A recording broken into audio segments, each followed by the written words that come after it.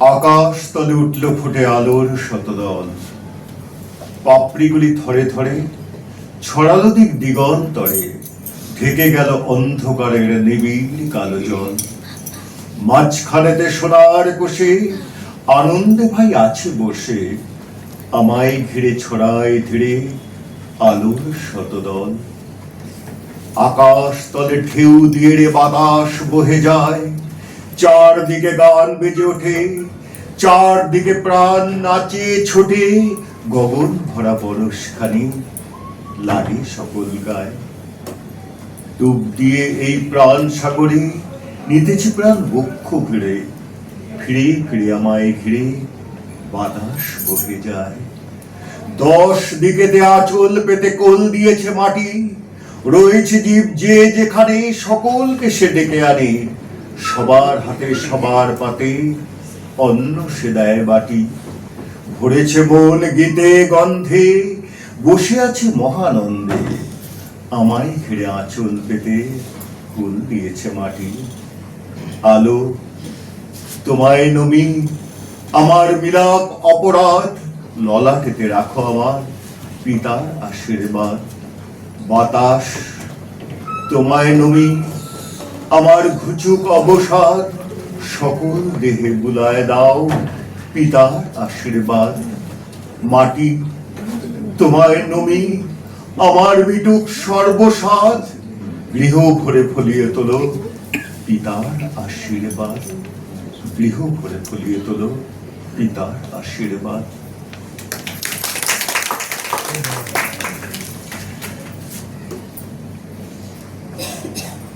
আজকে চেষ্টা করবো কবিগুরুকে আমরা যেমন গঙ্গাজলে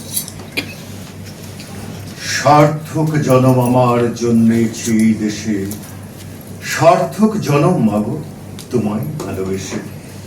বৃষ্টিতে স্নান করা আকাশ জুড়ে যখন অবাব বিদ্ধ রাম ধনু ওঠে, ভিজে অঙ্কুরের গন্ধ মেশে সোনালি রোদ্দুরে, পাখির পাখায় লাগে জাফরানি রং, তখন আপনি থেকে বেরিয়ে আসে সার্থক জনম আমার। যখন চট্টগ্রাম, নোয়াখালী, কুষ্টিয়া থেকে দলছুট মানুষ আসে আস্তানাহীন ভূতের মতো, ক্যাম্পে লাইনের ধারে বস্তিতে রৌদ্রদগ্ধ মাঠে 3 আটি খড়ের নিচে শুয়ে কেটে যায় পৌর্ণমাসী সন্ধ্যা, তখন বলি সার্থক জনম আমার।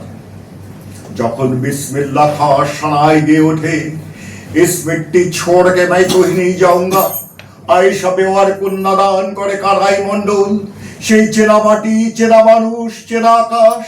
রজনী বাবু, এই তৃষিত মধুর বিনিময়ে আমি কোনো রসালো কানন চাই না। আমার সিন্ধুকে, আমার জন্মভূমির এক মুঠো মাটি পেলেই আমি বলতে পারি সার্থক জনম আমার। রাস্তায় পড়ে আছে বিশু পাগলা চোখের জলের জোয়ারে, হাওনের জন্য কুবের মৃত্যুর ময়না দ্বীপের স্বর কপিলার সঙ্গে, জেল গারদে মাথা ঠুকছে বিলু, ঢোড়াইয়ের বস্তি ভেঙে মাথা চাড়া দিচ্ছে গগনচুম্বী প্রাসাদ।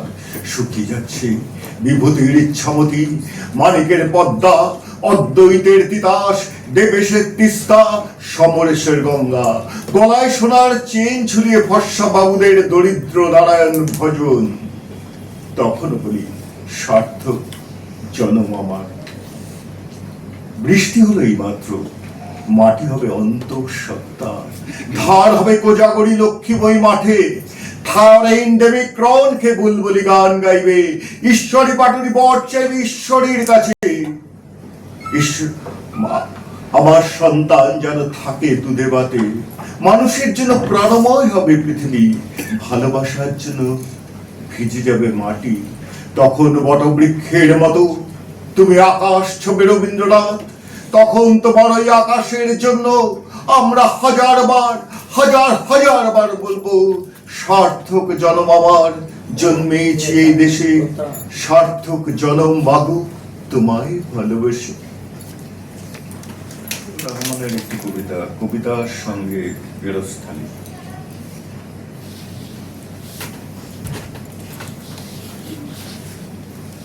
যখন আমি 7-8 বছরের বালক, তখন আমার মেজ ভাইয়ের হাতে প্রথম দেখেছিলাম রবীন্দ্রনাথের চয়নিকা। আমাদের বাড়ির চিলেকোঠায় কাটত আমার অগ্রজের সিংহভাগ সময়।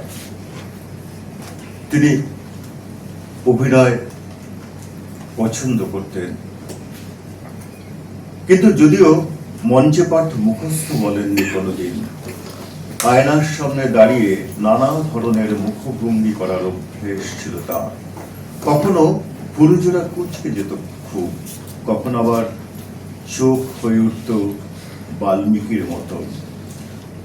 যখন তিনি দরাজ গলায় উচ্চারণ করতেন হেমর চিত্তপূর্ণ তীর্থে, তখন আমাকে নিজেকে খুব উপরে মনে হতো এক পর্বত চূড়ায়। যখন মহামানবের সাগর তীরে বলে তিনি তাকাতেন জানালার বাইরে, তখন এক মুগ্ধ বালকের চোখে লাগত যাত্রা দলের এক সুদর্শন রাজার মতো। সবকিছু ছাপিয়ে মহামানবের সাগর তীরে এই শব্দগুচ্ছ আমার সত্তায় জলরাশির মতো গড়িয়ে পড়ত বারংবার। আমাদের চিলেকোঠা থেকে সেই চয়নিকা হারিয়ে যাওয়ার পর আর আমার চোখে পড়েনি। এখনো যখন মাঝে মধ্যে ফিরে যাই বিকেলের চিলেকোঠায়, তখন বিকেলের রঙের মতো চয়নিকা কেমন অন্তরঙ্গ হয়ে ওঠে। চয়নিকার সঙ্গে যখন আমার চক্ষু মিলন হয়েছিল, তখন রবীন্দ্রনাথ আমার কাছে শুধু একটি নাম। সে নামের আড়ালে কি মহান বিস্ময় দীপ্যমান, তা জানার জন্য আমাকে পাড়ি দিতে হয়েছে দীর্ঘ পথ। আমি আমার নিজস্ব রবীন্দ্রনাথকে আবিষ্কার করেছি ক্রমান্বয়ে অভিযানের দরবার নেশায়। সেই চয়নিকার কাল থেকে কি শুরু আমার কবিতার সঙ্গে গেরস্থালি, নাকি বাঁশবাগানে মধ্যরাতে সেই চাঁদকে দেখে আমার কবিতার জন্ম হয়েছিল, নাকি বহুদিন আগে আমার নানি ভোরবেলায় গৃহপালিত মোরগের ছুটি পরখ করতে করতে বলেছিলেন এটা ওর তাজ। সে উপলব্ধি আমাকে উষা হয়ে জড়িয়ে ধরেছিল।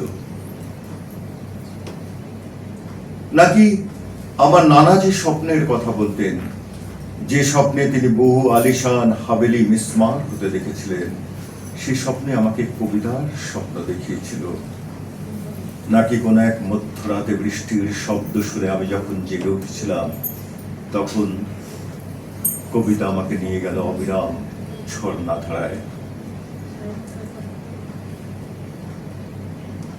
আমাদের সেই চিলেকোঠায় আর সেই কবিতা আমার অগ্রজ আর কখনো উচ্চারণ করেছেন কিনা জানি না, তবে মহামানবের সাগর তীরের সেই শব্দগুচ্ছ আমার তিনি অন্তর্লীন প্রবাহে প্রবাহিত করেছিলেন।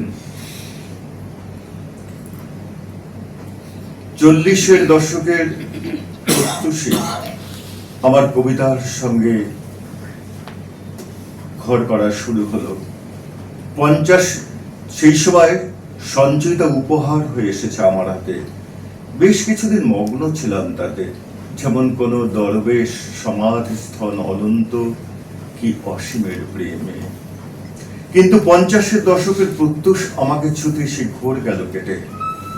30-এর কবি সঙ্গ দিলেন প্রবল ডাক, পরজমি থেকে হাতছানি দিলেন এলিয়ট, কান পাতলা মেলুয়ার আর আনাগর যুগল বন্দিতে। আর নিমেষে তারুণ্যের তেজে সেই চয়নিকাকে সঞ্চয়িতাকে ধুলায় মলিন হতে দিয়ে আমি খুঁজে বেড়ালাম ভিন্ন স্বাতন্ত্র্যের সন্ধানে।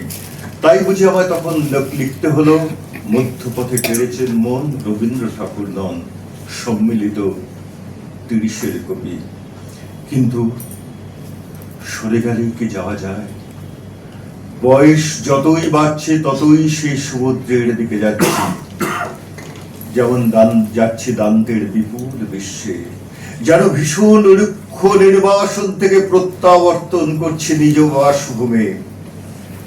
আমার অগ্রজ উচ্চারিত সেই মহামানবের সাগর তীরে, সেই সুদূরে আমার কবিতার সঙ্গে প্রথম জীবনযাপন হয়েছিল কিনা জানি না, তবে জোড়াসাঁকোর ঠাকুর বাড়িতে কোনো গৌরীর মুখ মনে পড়ার মতো একদা আমার ছেলেবেলা হারিয়ে যাওয়া হলদে মলাটের সেই চয়নিকাকে আজও মনে পড়ে, আজও মনে পড়ে, আজও মনে পড়ে। নমস্কার।